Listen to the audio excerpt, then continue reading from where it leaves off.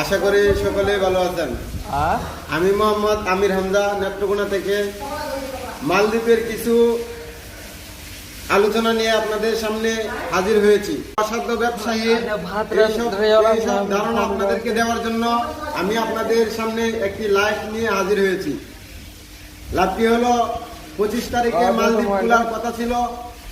মালদ্বীপ খুললে খুলতেও পারে, না খুললে নাও খুলতে পারে। এতে মানে সন্দেহ রয়েছে, খোলার আশঙ্কাও রয়েছে, আবার না খোলারও আশঙ্কা রয়েছে।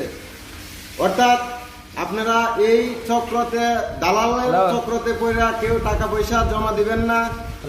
যদি টাকা পয়সা জমা দেন দালালের কাছে, তাহলে দালালের পিছে ঘুরতে ঘুরতে আপনার জুতার তলা কয় হয়ে যাবে, কিন্তু টাকা পাইবেন না।